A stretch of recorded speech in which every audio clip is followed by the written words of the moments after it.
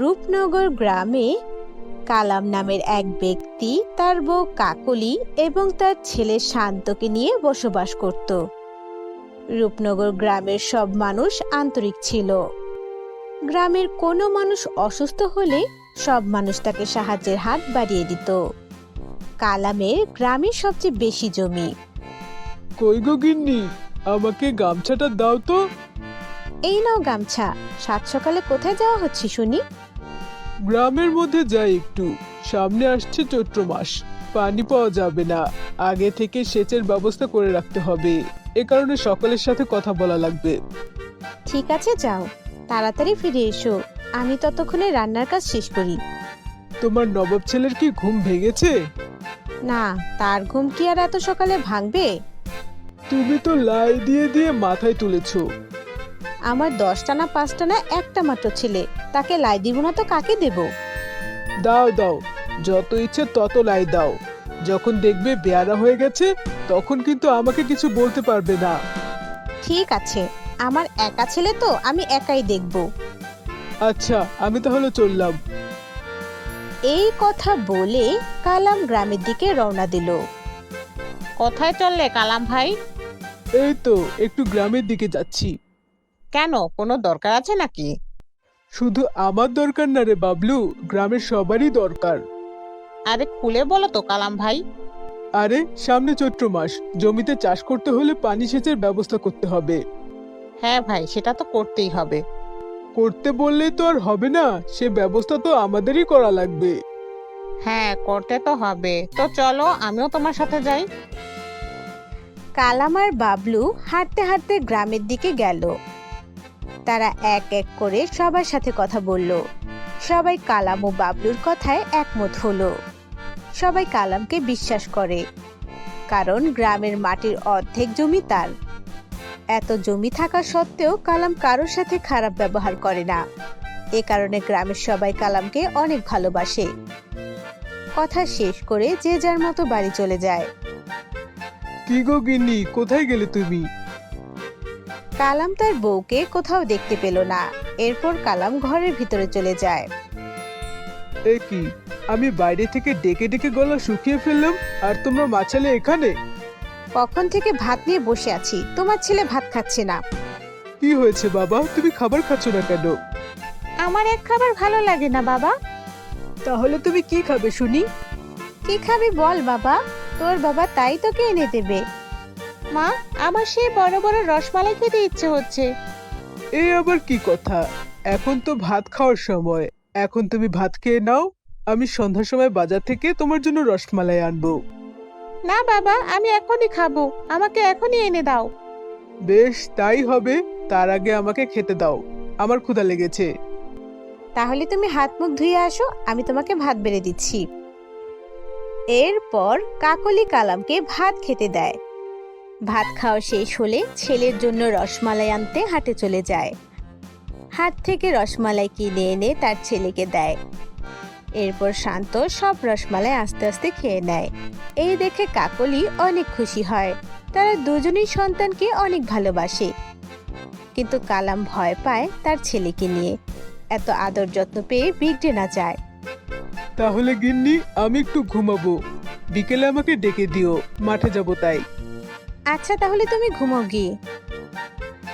এরপর কালাম গিয়ে ঘুমোতে থাকে, আর কাকলি বাড়ির সমস্ত কাজ করতে থাকে। অন্যদিকে শান্ত বাড়ির সামনে খেলতে থাকে। এদিকে এত শান্ত। হ্যাঁ মা, বলো। এত রোদে খেললে তো বাবা শরীর খারাপ করবে, তার চেয়ে তুমি বাবা বারান্দায় গিয়ে খেলা করো। ঠিক আছে মা।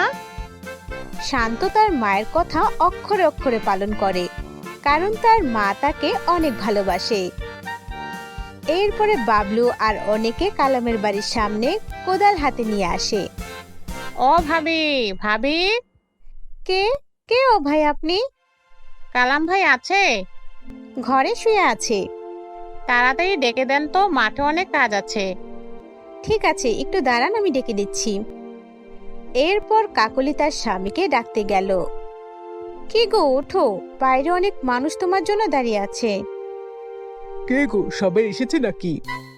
হ্যাঁ, বাবলু ভাই আরো অনেকে দাঁড়িয়ে আছে। সবার কাছেই তো দেখলাম একটা করে কোদাল। হ্যাঁ, আমার কোদালও এনে দাও তো।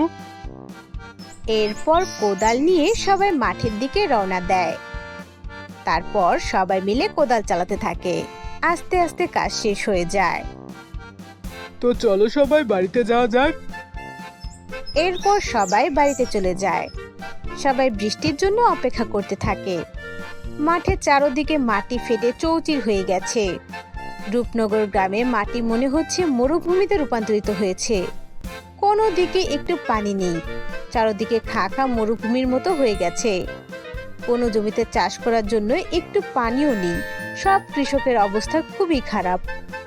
অনেকের ঘরের খাবার শেষ হয়ে এসেছে। গ্রামের মানুষরা হতাশ হয়ে পড়তে থাকে। একদিন সবাই কালামের বাড়ির সামনে এসে কালামকে বলে, বলো কালাম ভাই, এই বিপদে আমাদের কি করার আছে? বিপদে আমাদের সবুর করতে হয়। আল্লাহ মনে হয় আমাদের মন পরীক্ষা নিচ্ছে। এভাবে চলতে থাকলে তো আমরা সবাই না খেয়ে মারা যাব। এইসব নিয়ে তোমাদের ভাবতে হবে না। যাদের ঘরের চাল ডাল ফুরে যাবে আমার বাসায় এসো, যার যেটা লাগবে নিয়ে যাবে। কিন্তু ভাই, এভাবে আর কতদিন চলবে? যতদিন আমরা জমিতে চাষ না করতে পারি। এরপর গ্রামের মানুষ সবাই কালামের কথা শুনে খুশি হয়ে যায়। যে যার মতো বাসায় চলে যায়। গিন্নি, কি গো গিন্নি, আমাকে খাওয়ার জন্য এক গ্লাস পানি এনে দাও তো। এরপর কাকলি ঘর থেকে পানি নিয়ে এসে কালামকে দেয়। তুমি যে বললে আমাদের ঘর থেকে খাবার পানি নিয়ে যেতে, তাহলে তো আমাদের খাবার শেষ হয়ে যাবে। কিছুই শেষ হবে না গিন্নি, আবার চাষ করলে তো সব ফসলে ঘর ভরে যাবে। চাষ কিভাবে করবে? না আছে পানি, না আছে বৃষ্টি। সবুর করো, আল্লাহ বৃষ্টি দেবে। এরপর কাকলি আর কালাম ঘরে বসে থাকে। তখনই হঠাৎ করে মেঘের গর্জন শুনতে পায়। এরপর কালাম বাইরে বের হয়ে আসে। কই গো গিন্নি, তাড়াতাড়ি বের হয়ে আসো। দেখো আকাশে কত মেঘ হয়েছে, মনে হয় কিছুক্ষণের মধ্যেই বৃষ্টি নামবে। আকাশে তো কালো মেঘে ঢেকে গেছে, বিদ্যুৎ চমকাচ্ছে, মনে হয় বৃষ্টি হবে। এরপর কালাম আর কাকলি বারান্দাতে দাঁড়িয়ে দাঁড়িয়ে বৃষ্টি দেখতে থাকে। গ্রামের সবাই বৃষ্টিতে ভিজে আনন্দ করতে থাকে। আস্তে আস্তে বৃষ্টির পানিতে নদী খালবিল ভরে ওঠে। ধীরে ধীরে সব জমি উর্বর হয়ে যায়, চাষের উপযোগী হয়ে যায়। রূপনগর গ্রামের সবাই মনের আনন্দে চাষাবাদ করতে থাকে। ছোট্ট বন্ধুরা, আমাদের আজকের গল্প তোমাদের কাছে কেমন লেগেছে? যদি ভালো লেগে থাকে তাহলে একটি লাইক দিয়ে আমাদের চ্যানেলটি সাবস্ক্রাইব করে ফেলবে এবং বন্ধুদের মাঝে শেয়ার করে দেবে। পরবর্তী নোটিফিকেশন পাওয়ার জন্য বেল আইকনে ক্লিক করে রাখবে।